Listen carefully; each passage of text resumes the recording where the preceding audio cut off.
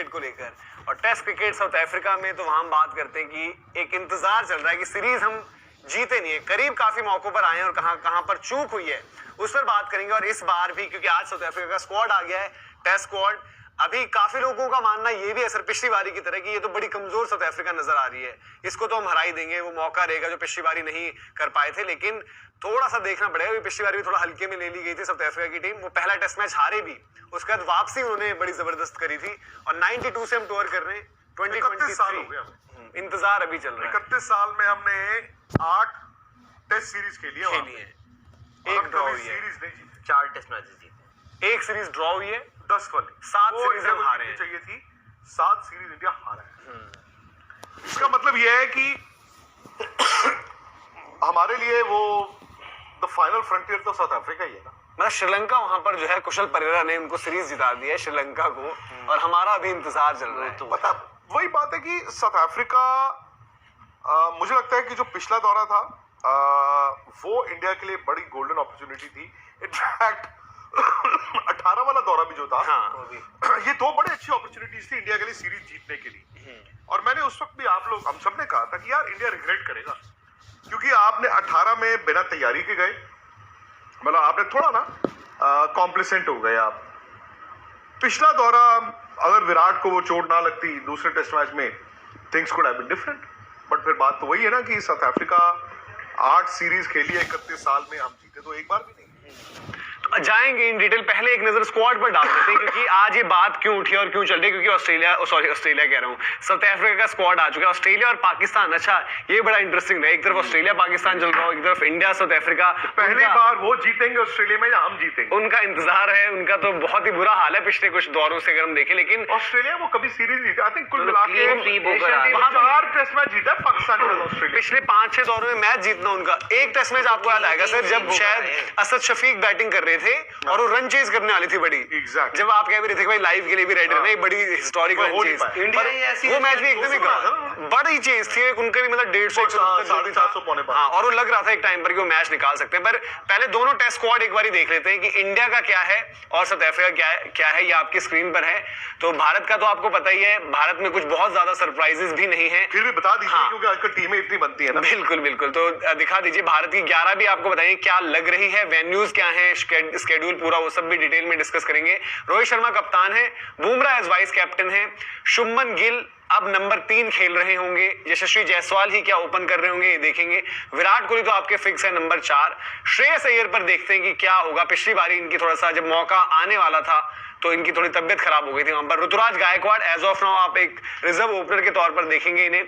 ईशान किशन और KL Rahul 2 wicket keeper बल्लेबाज हैं। अब देखना होगा कि मैनेजमेंट की सोच में कौन आगे है। अश्विन जडेजा में से एक कोई जगह मिलेगी लग रहा है। शार्दुल ठाकुर आपको पता है कि ओवरसीज ऐसे दौरों में हमेशा वो प्लेइंग 11 में आते हैं। फिर सिराज, मुकेश कुमार की एडिशन है। मोहम्मद शमी पर जो है एक एस्ट्रिक लगा हुआ है कि उनकी फिटनेस पर डिपेंड करता है। और फिर एक एडिशन जो हुई है इसमें वो है प्रसिद्ध कृष्णा, जिनसे आप एक्सपेक्ट करोगे जो ईशांत शर्मा का एक किरदार होता है, हिट द डेक। और साउथ अफ्रीकन सर्फेसेस पर सर ऐसे काफी कहा जाता है कि आपको हिट द डेक बॉलर्स जो टॉल होते हैं, क्योंकि वहां पर दोनों चीज होती है, मूवमेंट भी होती है और बाउंस भी होता है, वो मददगार रहते हैं। हालांकि भी प्लेइंग 11 का वो हिस्सा नहीं रहेंगे।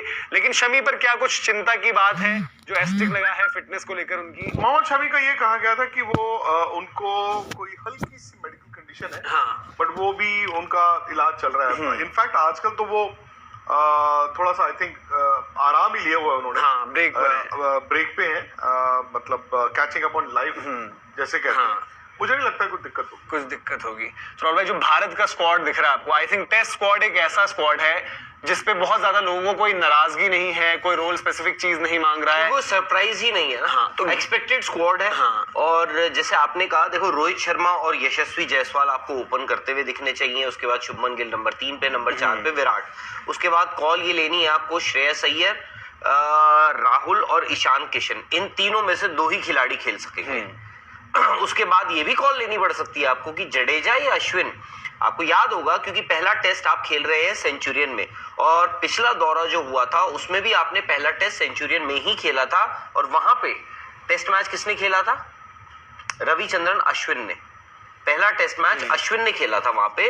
और आपकी मैनेजमेंट भी सेम ही होगी, सेम एज इन उसमें पहले टेस्ट मैच में कप्तानी जो है वो विराट कोहली ने करी थी, उसके बाद विराट को बैक स्पैजम्स आ गए थे सेंचुरियन में शायद हम इंतजार, वो वहां पर भी पहली बार ही जीते, कुछ ऐसा कुछ भी था।